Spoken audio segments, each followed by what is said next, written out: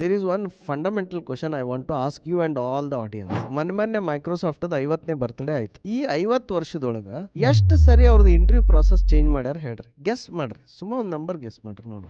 50 ವರ್ಷ ಅಂದ್ರೆ sir from Microsoft start ಆದಾಗಿಂದ ಎಲ್ಲಿತನ ಅಂದ್ರೆ ಲೈಕ್ ಮಲ್ಟಿಪಲ್ ಟೈಮ್ಸ್ ಭಾಳಷ್ಟು ಸಲ ಚೇಂಜ್ ಆಗಿರ್ಬೋದು ಅನ್ಸತ್ತೆ ಸರ್ ಹೈರಿಂಗ್ ಪ್ರೊಸೀಜರ್. ಯಾಕಂದ್ರೆ ಟೆಕ್ನಾಲಜಿ ಇವಾಲ್ವ್ ಹೋದಂಗೆ ಪ್ರೊಸೆಸ್ಸು ಚೇಂಜ್ ಆಗತ್ತೆ ಅನ್ಸತ್ತೆ ರೀ. ಹೊಸ ಟೂಲ್ಸ್ ಬಂದಾವ, ಹೊಸ ಟೂಲ್ಸ್ ಬಂದವು ಆಫ್ ಕೋರ್ಸ್. ನೀವು ಕೇಳಿದ್ರೆ ಶಾಕ್ ಆಗ್ತೀರಿ.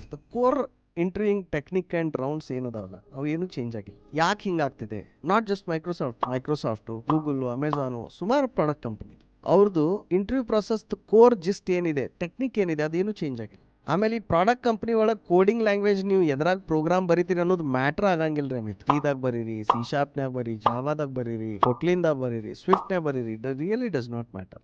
ಸೊ ಇವ್ರು ಏನು ಮಾಡ್ತಾರ್ರಿ, ಕೋಡಿಂಗ್ ಬರ್ತೈತೆ ನೋಡ್ತಾರ, ಪ್ರಾಬ್ಲಮ್ ಸಾಲ್ವಿಂಗ್ ಬರುತ್ತೆ ನೋಡ್ತಾರ, ಡೇಟಾ ಸ್ಟ್ರಕ್ಚರ್ಸ್ ನೋಡ್ತಾರ, database systems, networking, system design and architecture, ಆಮೇಲೆ ಕಮ್ಯುನಿಕೇಶನ್. ಇಷ್ಟು ಸ್ಕಿಲ್ ಅನ್ನು ಅವರು ಮೊದಲು ನೋಡ್ತಿದ್ರು, ಈಗಲೂ ನೋಡಾಕ್ತಾರ. ಆದ್ರೆ ಮೊದಲು ಏನಿರ್ಬೋದು, ಕೋಡಿಂಗ್ದಾಗ ಅವಾಗೆಲ್ಲ C++ನ್ಯಾಗ ಬರಿತಿರ್ಬೋದು, ಈಗ ಅದನ್ನ ಜಾವಾದಾಗ ಬರಿತಿರ್ಬೋದು ಅಥವಾ C#ನ್ಯಾಗ ಬರಿತಿರ್ಬೋದು. And it really does not matter. So VTU ಸಿಲೆಬಸ್ನಾಗ ಇವೆಲ್ಲ ಸಬ್ಜೆಕ್ಟ್ ಅದಾವ್ರಿ ಅಮಿತ್. ಡೇಟಾಬೇಸ್ ಸಿಸ್ಟಮ್ಸ್ ಇದೆ, ಆಪರೇಟಿಂಗ್ ಸಿಸ್ಟಮ್ ಇದೆ, ನೆಟ್ವರ್ಕಿಂಗ್ ಇದೆ, ಸಿಸ್ಟಮ್ ಡಿಸೈನ್ ಇದೆ, ಕೋಡಿಂಗ್ ಲ್ಯಾಂಗ್ವೇಜಸ್ ಅದಾವ, HTML CSS ಇದೆ, ಸರ್ವಿಸಸ್ ಮಾಡ್ಬೇಕಂತಿದೆ. VTU syllabus is correct. VTU ಸಿಲೆಬಸ್ನಾಗ ಏನು ಪ್ರಾಬ್ಲಮ್ ಇಲ್ಲ. ನಾವು ಅದನ್ನ ಕಲಿಯುವಂತ ಡೆಪ್ತ್ ಅರ್ಥ ಮಾಡ್ಕೊಳೋದ್ರೊಳಗೆ ಪ್ರಾಬ್ಲಮ್ ಇದೆ.